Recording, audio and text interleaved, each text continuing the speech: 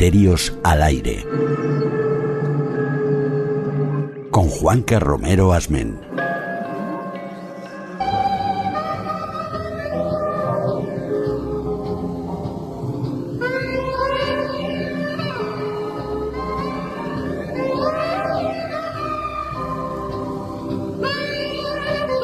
Juanca Romero Asmen, periodista, escritor, guía de rutas misteriosas. Muy buenos días. Muy buenos días. ¿Qué música es esta que me has puesto tú de fondo? A ver, ¿cómo lo justificas?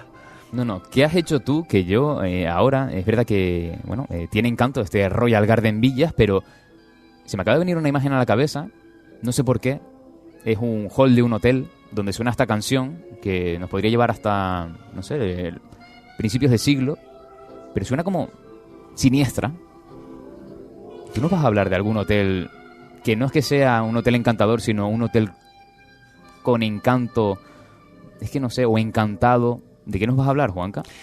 Claro, en el caso que nos ocupa hoy sí tenemos que ir por el borde de un fino hilo, porque por una parte tenemos que hacer referencia a una tragedia, y esto, claro, esto condiciona mucho el relato. Uh-huh.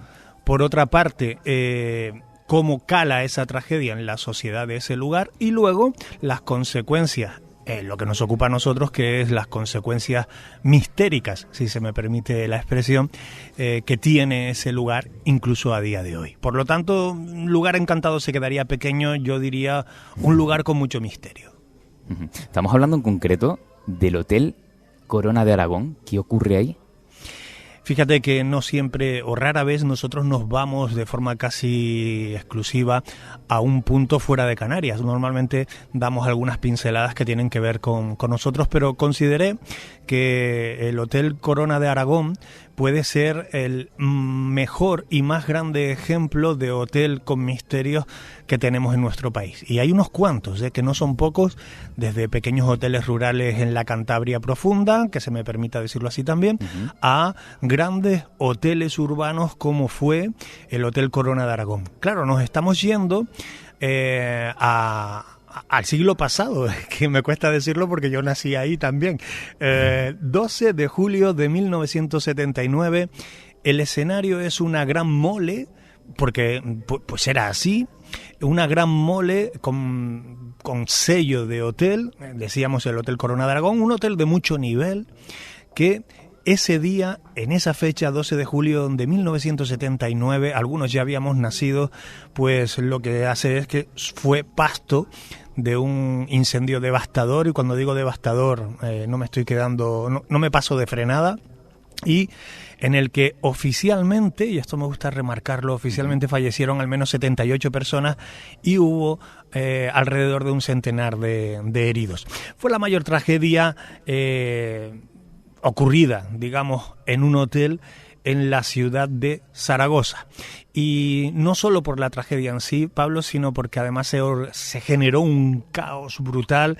Estamos en el contexto de una España que está atravesando una, yo diría, delicada transición hacia la democracia, y todo esto, pues de algún modo ha dejado una herida imborrable en la ciudad de Zaragoza, yo diría, en el mapa español. Y antes de seguir profundizando, hoy en día sigue estando el hotel, pero con otro nombre, otra cadena, otro sello, que igual merece la pena obviarlo. Porque, a ver, todo el mundo lo sabe, y hay gente que va a este hotel directamente a alojarse por lo que va. Pero bueno, pues sí, hay que obviarlo, se obvia, más que nada porque no han puesto publicidad, hasta donde yo sé, en la cadena. Juanca, antes remarcabas la versión oficial, pero si traes este expediente a esta sección, me imagino que esa palabra oficial está cogida por pinzas. Claro, sí, porque, a ver, la versión oficial habla de, y además durante muchas décadas se sostuvo esa versión, que el origen fue accidental, que fue pues un accidente en la cafetería, y que eso desencadena en todo lo demás. Eso fue lo oficial, insisto, durante décadas. Pero el 25 de marzo de 2009, fíjate si han pasado años desde que se produjo la tragedia en el 79, pues estamos hablando de 30 años, ¿no? Si mis matemáticas no son malas, que son horribles. Bien, pues el 25 de marzo de 2009 el Tribunal Supremo reconoce que el incendio fue un acto terrorista. Así es que ahí empiezan las especulaciones, porque tampoco se precisa por parte de quién. Y teníamos que señalar inevitablemente a ETA, a los grapos, que son los grupos armados de la época, pero insisto, sin poder definir tantos años después quién fue, qué grupo, porque nadie reivindicó aquello que ocurrió en el Hotel Corona de Aragón.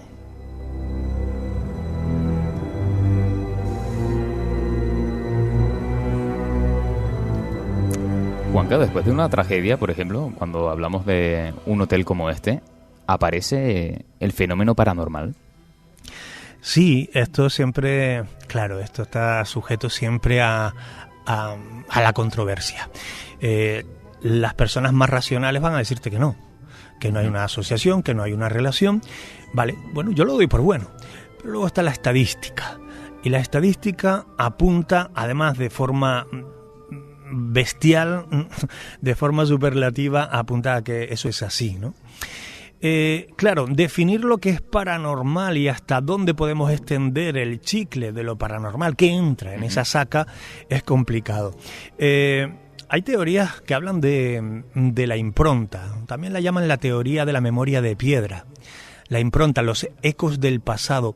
¿Cómo puede quedar una tragedia impregnada, entiéndelo entre comillas si quieres, en las paredes, en el ambiente de un lugar, ¿no?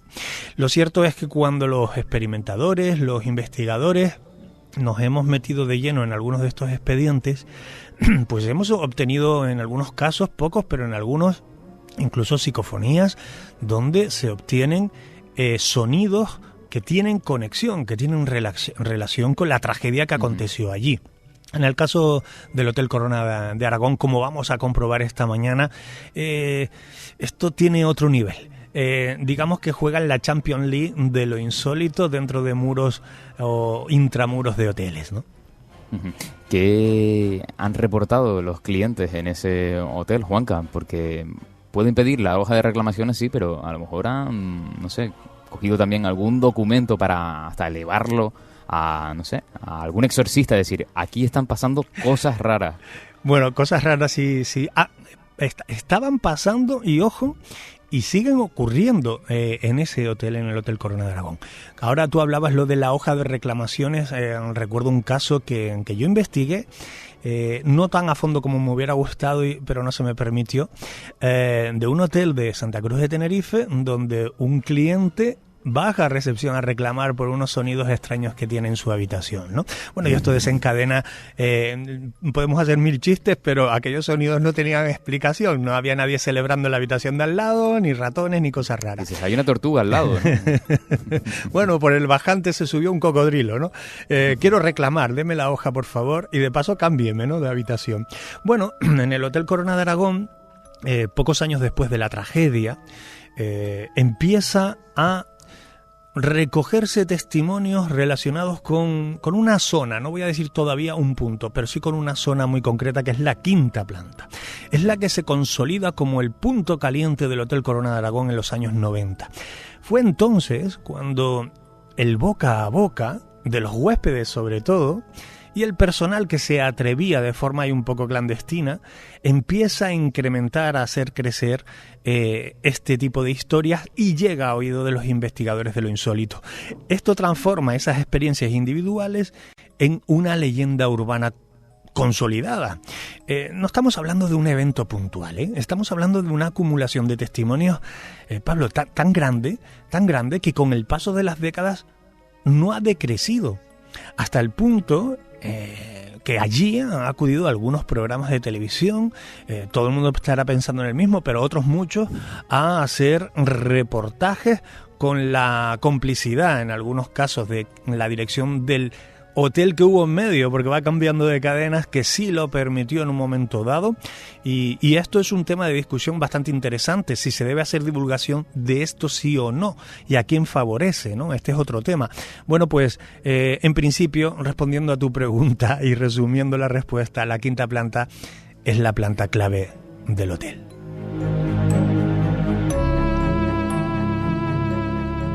¿Y hay alguna habitación en concreto, Juanca? La habitación 510. Vamos a ver. Desde un punto de vista histórico, judicial, yo diría que no destaca. No tenemos nada que podamos atribuirle extraño a la 510. Sin embargo, es la habitación 510 donde se concentra la mayor parte de los testimonios de los huéspedes, ¿no? La quinta planta fue una de las zonas más devastadas del incendio, esto sí debo decirlo. La especialidad de la habitación 510 radica ya no tanto en el lugar en el que está, sino en lo que cuentan los testigos, en esa acumulación de testimonios, fallos eléctricos, descensos térmicos repentinos, olores a quemados. Mira, yo te voy a pedir algo, si te parece. Vamos a escuchar a una testigo, vamos a escuchar la voz de quien ha vivido el misterio en primera persona. Noté que tiraban de la sábana, me quedé quieta sin moverme y estuve esperando un buen rato hasta que, más que nada, para ver si volvía a sentir esa sensación, ¿sabes? Para que se me pasara un poco también la intranquilidad. Como vi que no pasaba nada, yo creo que ya también me quedé dormida. Yo estaba de lado y sí que noté como que alguien me daba un toque en el hombro, y lo que recuerdo es que empecé a escuchar como pisadas por el pasillo. O sea, yo oía como carreras. Y ves que además los pasos además duraba muchísimo, era como gente que iba corriendo y ese ruido no paraba en ningún momento. Fíjate que lo hemos escuchado, tiene ese sonido, ese aura añejo, ¿verdad?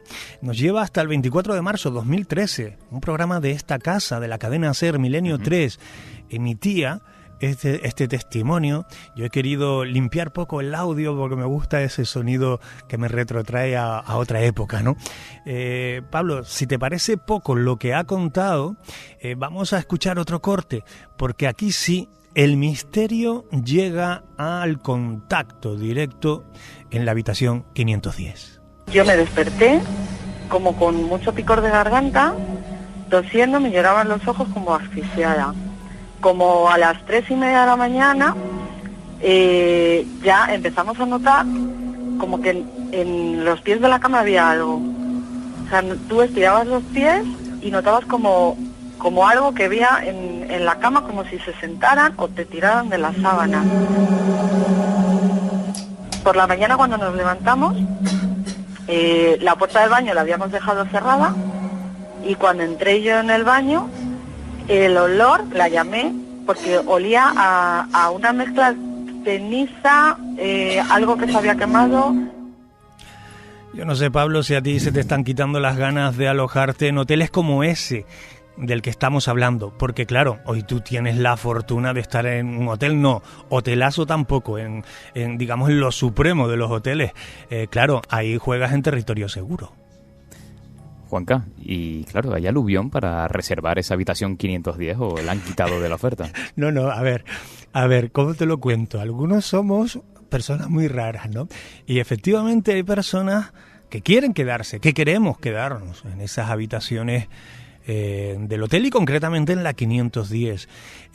Lo que ocurre generalmente, también debo decirlo, para desmitificar lo romántico de esto de la investigación del misterio, es que generalmente el bicho no se presenta cuando tú lo esperas, ¿no?